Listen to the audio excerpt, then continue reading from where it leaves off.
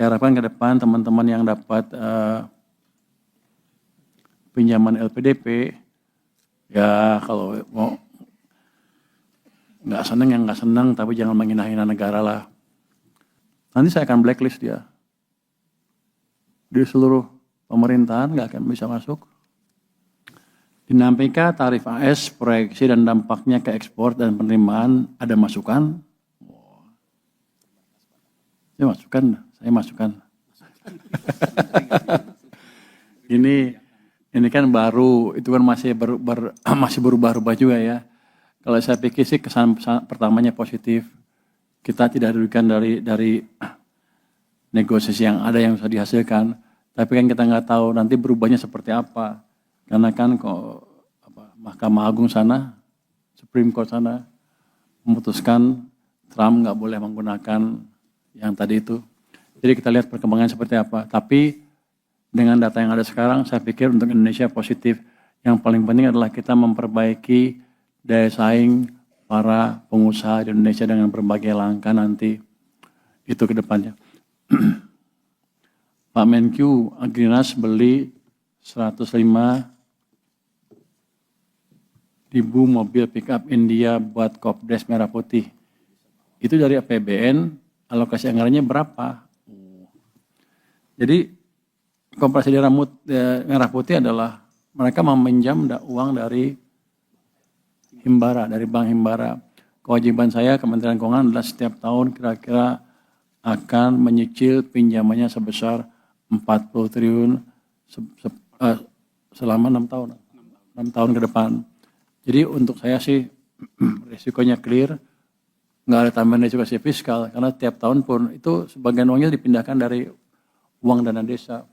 Jadi setiap tahun pun memang kita belanja segitu, cuman sekarang cara belanjanya berubah. Jadi seperti itu pembiayaannya. Pak Purbaya, bagaimana tanggapan soal alumni LPDP yang bangga anak WNA dan bagaimana update pemanggilan suami dia yang saat ini masih dia masih kuliah, udah lulus kan? Sudah lulus kan suaminya? Oh masih ini.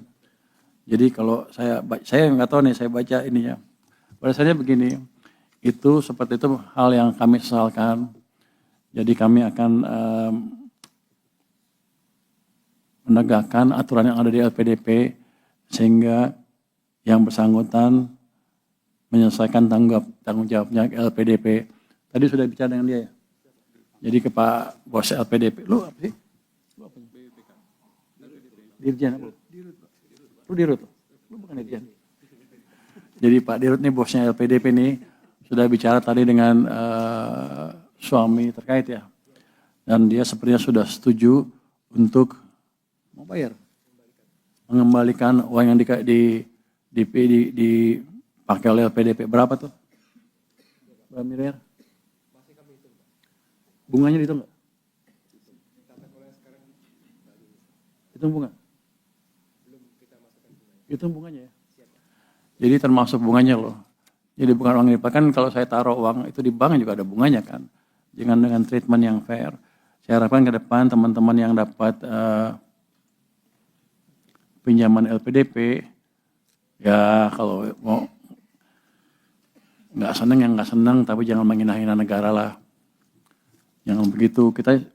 Itu uang dari pajak dan sebagian dari utang yang kita sisihkan untuk memastikan SDM kita tumbuh.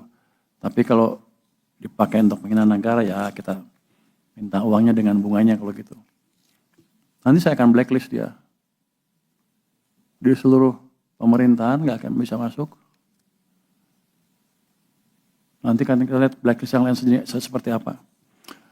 Jadi jangan menghina negara Anda sendiri. Lu sekolah biaya siapa? Ini saya sekolah pakai uang sendiri. Habis itu RATA uang sana juga. Setelah dokter ya pulang. Yang begitu, yang kayak nggak apa-apa kalau nggak patriotis nggak apa-apa, tapi jangan menghina negara deh. Itu saya ingatkan kepada teman-teman yang lain dari LPDP, dan saya pastikan yang ini akan di blacklist betulan dengan serius. Ya, Pak Dato ya. Pak Purbaya, untuk THR ASN bagaimana kelanjutannya? Itu sedang diproses lah, sebentar lagi keluar. Tapi bukan kami yang umumkan, nanti Pak Presiden yang umumkan. Pak Purbaya, apakah jadi mengaudit WPP yang restitusinya besar? Kalau jadi, apa tujuan utama dari audit itu? Wildan mana Wildan? Yang sering nanya lu ya?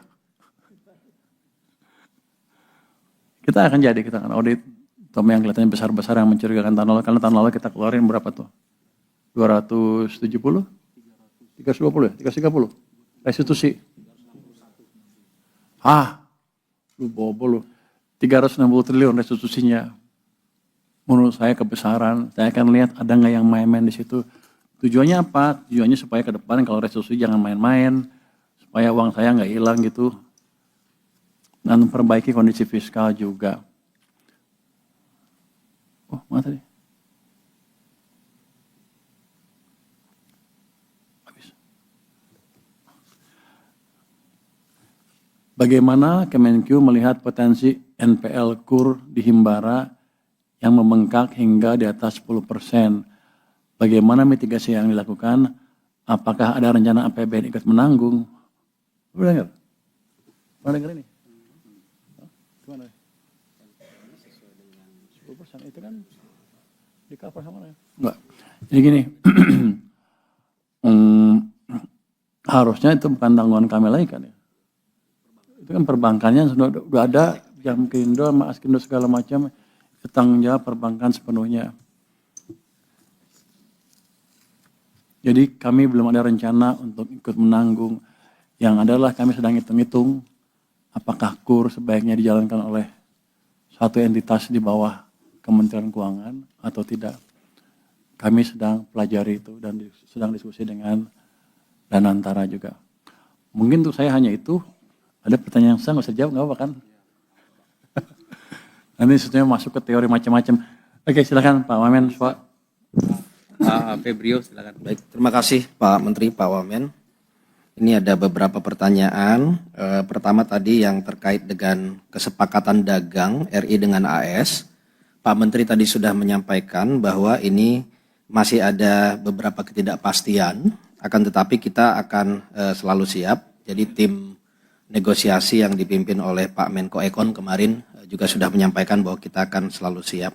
Akan tetapi kalau ada pertanyaan, misalnya apakah potensi pajak jadi turun? Nah, ini ada dua bagian. Kalau terkait dengan bea keluar, bea masuk, ini mirip dengan perjanjian perdagangan yang pada umumnya kita lakukan dengan banyak negara. Misalnya terakhir yang sudah cukup solid itu adalah EU-SEPA. Nah, dengan Amerika juga sama. Pasti ada penurunan tarif untuk namanya meningkatkan ekspor dan impor di kedua negara dan dari kedua negara. Nah, dampaknya terhadap penerimaan bea keluar, bea masuk ada, tetapi terbatas.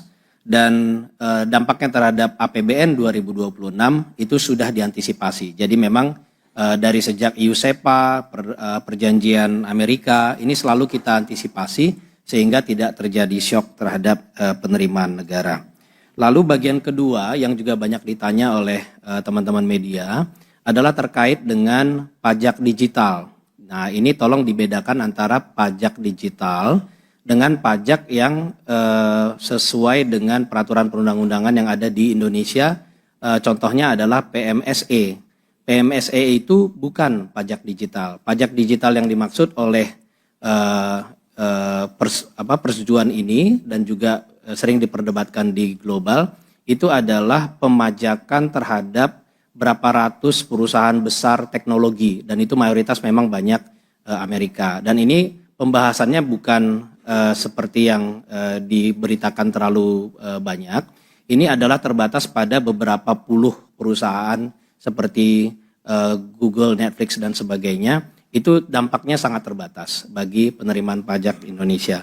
Tetapi PMSE ini tetap jalan karena ini sesuai dengan yang sifatnya non-diskriminatory. Jadi PPN yang dipungut oleh DJP terhadap PMSE itu